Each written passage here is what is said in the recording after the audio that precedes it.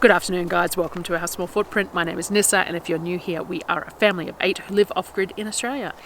Anyone who has watched the previous video released yesterday or whenever will notice that I look pretty much exactly the same because I'm doing the voiceover at the same time. And I'm going to give you the same little spiel in case this is the first video you're watching. So we are a family of 8 who live off-grid, and we shop every 6 weeks. Because we shop every 6 weeks, there's always interest in the way that we manage to preserve and use and freeze and make, and how we eat over those 6 weeks, considering we only purchase once every 6 weeks. So what I do is I try and do a series of videos after every grocery haul. Not only is it handy for me with the whole algorithm thing, but also because that's what people like to see. So that's what we do. I also try and do some what we eat in a week videos interspersed in there as well when I've gotten a bit slack with filming. But normally I film everything I do for the first sort of 10 days because it's just really full on. This month has been a little haphazard, and I blame a lot of that on the change of the season. Winter has made it really hard. The days are a whole lot shorter, so I am struggling a little bit. But we've also done a big jostle in chores in the house, I've mentioned it before, but as the kids get older, then their chores change, and then every time that happens, the child who's got the new chores really fights it. And I don't really understand why. I think it's just a children thing, but we're having a lot of problems getting dishes done and the kitchens tidied and things like that, which is things that is their jobs. Of course I could do it myself, but the whole point is that I shouldn't have to do everything, and therefore the children need to do their chores, and I can't just do them if they're not doing them. It needs to be enforced. But it also impacts my ability to use the kitchen, or my desire to use the kitchen, or sometimes just my mood and ability to do these voiceovers, because I have to be in an okay mood to do it, because I may be talking to a camera, but to me I'm talking to an audience, and I have to be in the right mood to converse appropriately and to make enough verbalizations from my notes that it's enjoyable to listen to, if that makes sense. And so yes, we're having a few issues with all of that at the moment, and it means that my videos are just a little bit off kilter to normal. So I am struggling to get voiceovers done. So I did one just before, and I'm doing a second one now, which is why I'm dressed exactly the same, standing in exactly the same spot. And as I've said before, I could fake it and get changed and move positions, but I'm not going to, because that's a lot of effort. So I'm going to voice over the next one, so the previous one was 21st, 22nd, this is 23rd, 24th, 25th, I think, but the next few days of food prep that I've collated together, I've got my notes for, and I'm going to voice over for you, and I hope you enjoy watching, and I will see you whenever the next one comes out.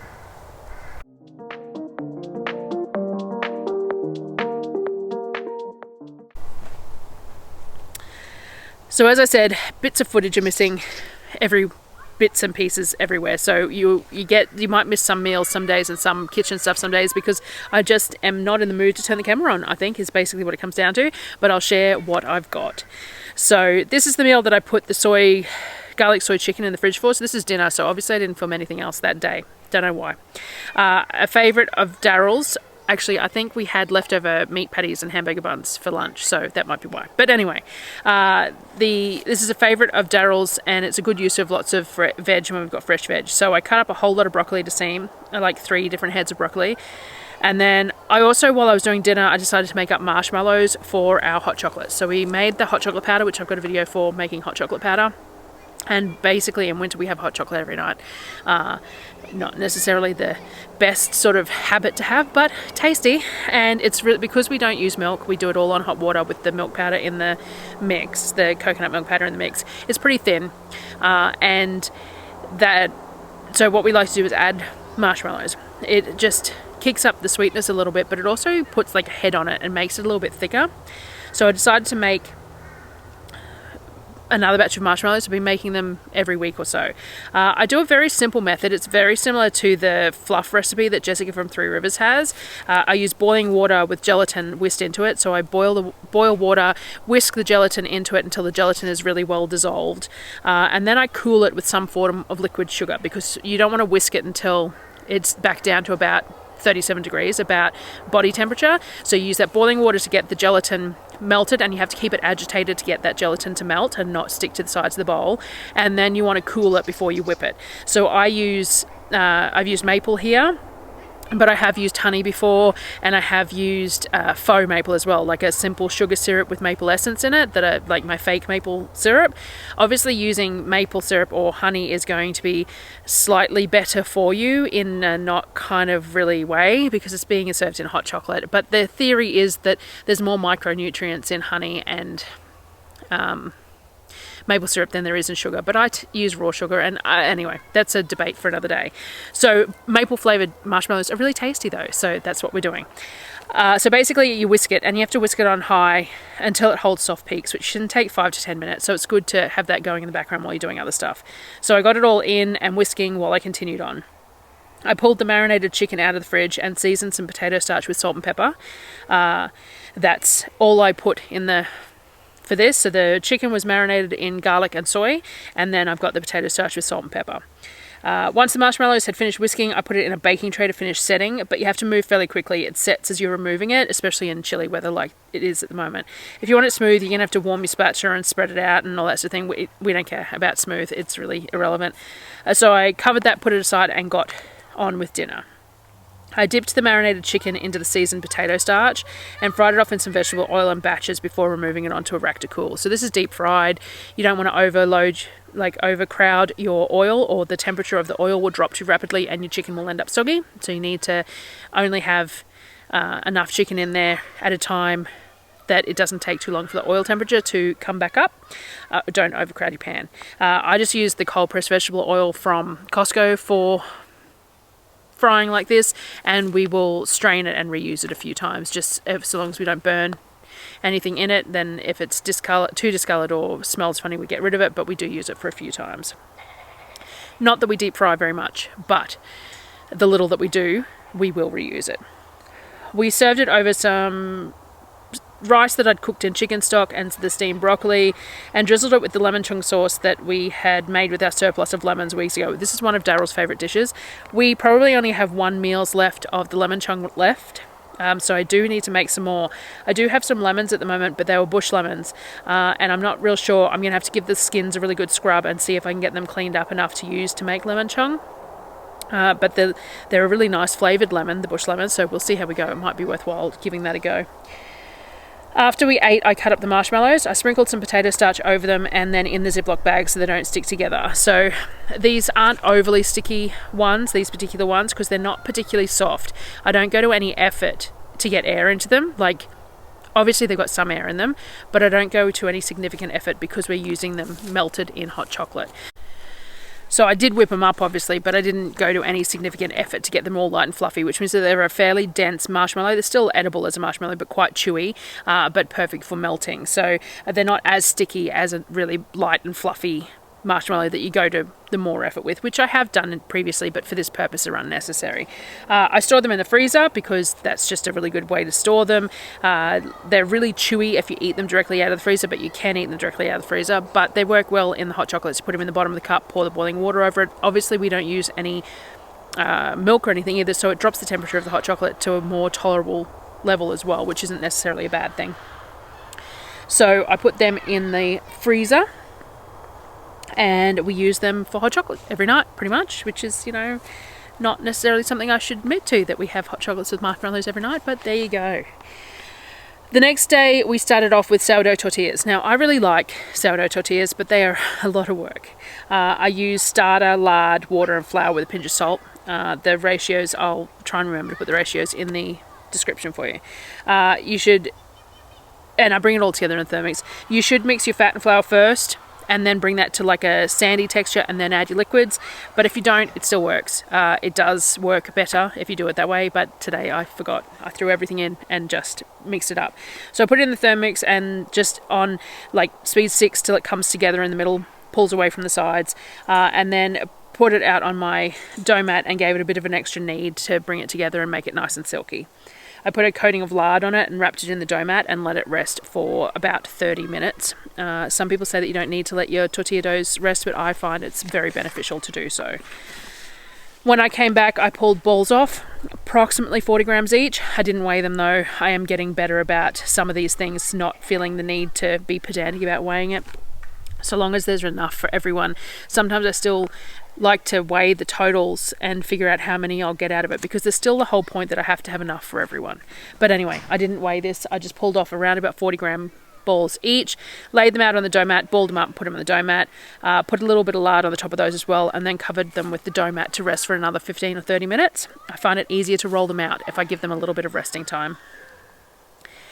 Once they had rested for a bit, I dipped them in some flour, pinched the edges out, and then rolled them out nice and thin.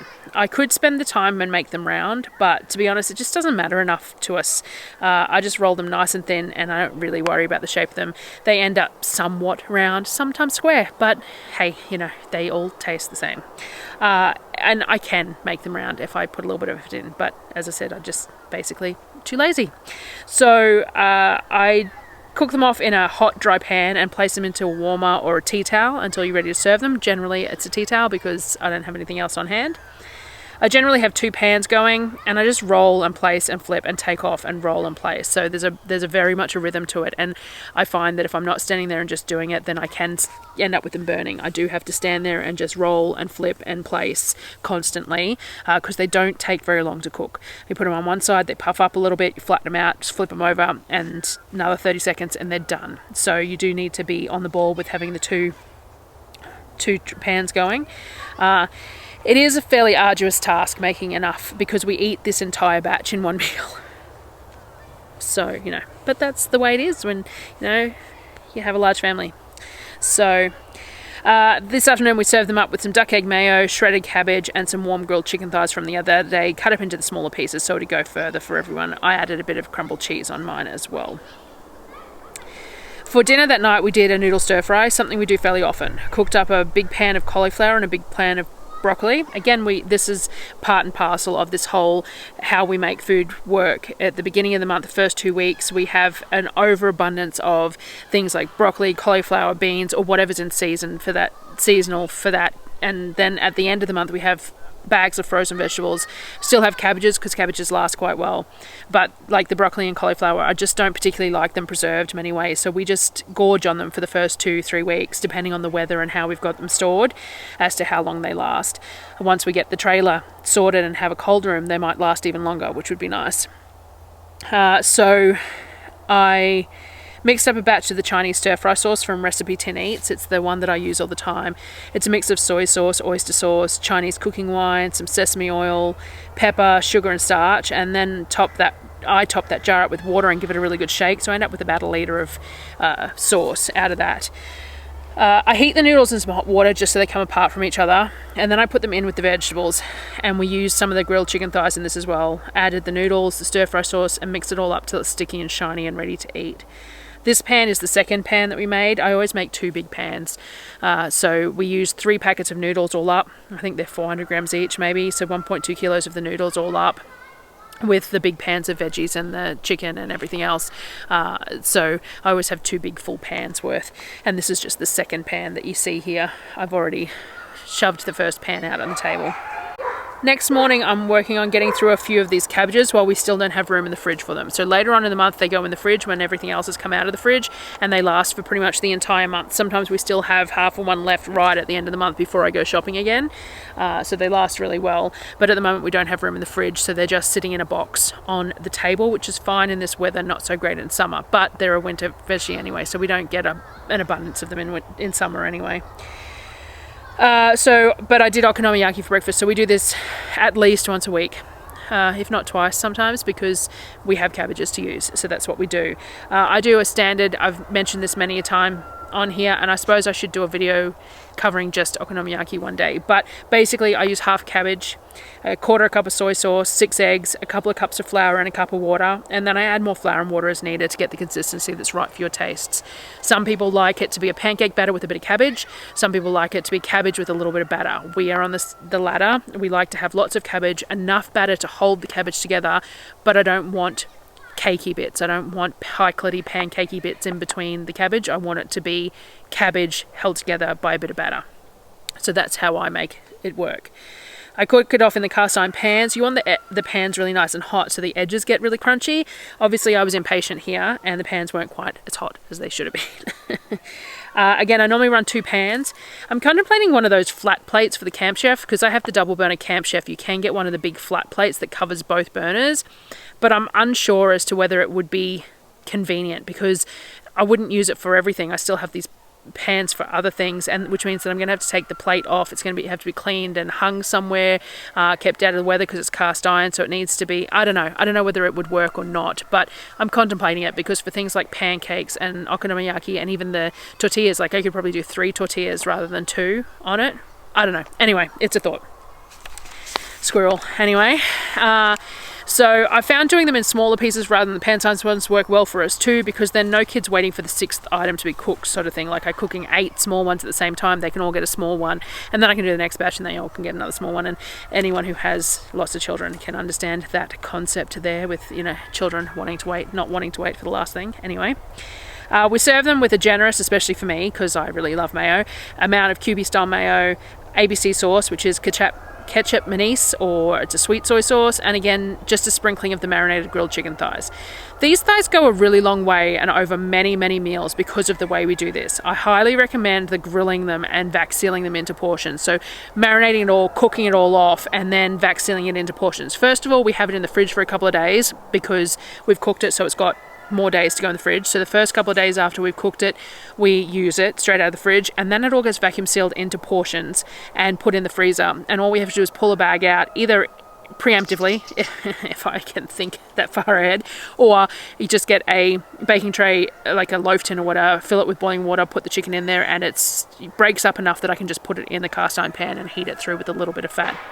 It's a really good way to not overeat for each meal, and make it last. And then for things like this, I just slice it up even smaller than it was, which means it spreads between all of us. And you don't need that much. It's all about the flavor in this dish. Like the cabbage itself is plenty of food. You don't need the meat at all, but we like it. So to be able to portion it out appropriately is a good thing. What else have I done? Okay, so I got sidetracked again. Another thing I needed to get done was the cure started for the pork belly. So I'm turning my pork belly that I bought into bacon. We have been buying economy bacon lately because bacon is just so expensive. So I decided to splurge on a pork belly to make our own bacon for this month. And we will stretch it because we love it and we make sure that we use it accordingly. So I weighed out and mixed up my cure. I realised that if I cut this pork belly in half, each half would fit in a gallon Ziploc, so that's what I was planning on. So each half is just over 2 kilos. So you need 2 grams of the pink salt, the cure number 1, per kilo, mixed with a 1/4 cup of coarse or kosher salt and 1/4 cup of brown sugar each per 2 gram. So I weighed and measured that out. Now, I have done it with and without the pink salt. I don't mind either way, to be honest. If you use the pink salt, the bacon tends to look pinker. If you don't use it, it tends to look browner. But because we're having issues with our fridges and holding the temp at the moment, I decided to put it with the pink salt in it, because what the pink salt in overarching sort of terms does is it's curing it. When you cure it with just the salt and sugar, it is cured, but it's not to the same extent. Again, argument for another time. Like, I don't really have a problem either way, to be honest. We don't have anyone who seems to be sensitive to nitrates or anything else, so you don't have to be worried about that. But I decided to use pink salt for this particular one. So I coated the pieces with their relevant amounts of salt and sugar mix and put them in Ziploc bags. I did have some juggling because they were very tight fit, so the way I was going to do it didn't work, and then anyway, I got it there in the end. I do normally do it in a large plastic container, but we're very short on fridge space at the moment, so I thought doing it in Ziploc bags would be more compact. I did find, though, when I went to flip them, that one of the bags was leaking, so I ended up double bagging them, which that's fine. So I'll probably go back to my large containers next time anyway. So this will cure for about 7 days in the fridge. I flip them over every day so that the moisture is going on either side of the belly and is coating all the way through. And then in 7 days I will smoke them in the smoker, and then I'll show that off too because it'll be super tasty. Anyway, the next thing I needed to sort out was the tray of chicken breasts that were left in the fridge that were coming close to date as well. So we've done all the thighs, but the breasts were dated a little bit later. I filled them out and put them in the freezer for a meal later in the month and used the rest for Faux KFC. So again, it's about 2 kilos. So I put about 1 kilo in the freezer, already sliced up for a meal to make it nice and easy. And the other kilo I used for dinner. So I do a faux KFC tender thing. I mixed up a seasoning mix in the flour. It was a little light on the flavour, mind you, because I still haven't done that spice order. So I'm really low on spices. I purposely didn't buy them at Costco to push myself to buy them bulk because they're so much cheaper bulk, and I've been lazy. But I still haven't ordered them, and now I'm running out. So anyway, smoked paprika, mustard powder, thyme, onion powder, garlic powder, salt and pepper, all into the flour. I have been trying to figure out the ratios that I use, but this definitely wasn't it because I was short on spices. I cut up a bunch of potatoes to make mashed potato and put them onto steam. Grab the chicken pieces, dip them in the seasoned flour mix, then dip them in some beaten egg, then back in the flour. I find that doing it like this makes it a really nice crunchy crust, a really good sort of a crust. I shallow fry them in a bit of lard or oil mixed with ghee. So you want normally a bit of butter with a bit of oil sort of thing. I find that gives really good colour on the crumbs and cooks it. It's got lots of flavour in it that way too. I was so slack that I didn't even steam veggies with this, and I didn't realise it until I served it up, and it looks really lackluster. But I think we were all really full from the Okonomiyaki because we had it awfully late. We've been having lunch really late because, again, with that whole winter day thing, we're getting up later, the days are shorter, and it's just become a bit of a struggle. The routine is really, really off. So we had that Okonomiyaki really quite late in the day. So by dinner time, whilst I had to cook dinner, and because we're cooking dinner at like 5 o'clock in the afternoon because it's freezing by 6 p.m, we're also eating dinner kind of close to lunch if we eat lunch late. It's all just a little, as I said, the change of seasons has really hit in the last few weeks. The temperatures have really dropped. I think it was -5 this morning. So yeah, it's all, anyway, we just served it with mashed potato and gravy. Super healthy. But it was really tasty and such a comforting meal, and there was plenty of chicken left over for the next day too that we used in something, I don't know what, but something. So that was the next couple of days of food prep. So all the chicken's done now. Yeah, all the chicken is sorted now, either into meals, into the freezer, marinated, cooked, or whatever needs to be done, or canned. And so I did butter chicken canning, which I've left that out of these daily videos, and I'll do it as a single video because everyone likes those canning videos to be a single video with more information in them. So I put that all together for a single video, so I'll do the butter chicken canning for that. I do have the pastrami too. I have that for a short. I'll put that up too. Put that together into vertical video so I can put that up as short, where we brined and then smoked the corned beef and things like that. So I've got a few bits and pieces to come out. I'm just a little behind, just a little struggling to keep on top. It's also end of financial year, which the typing, admin work that I've done slowed down because we're right at the end of financial year, but I also have to get my tax returns together and everything else. So there's just a lot going on at the moment. But I think that's the case always, realistically. I think winter makes it feel worse. I don't know. Anyway, thanks for watching, guys, and I will see you on the next one.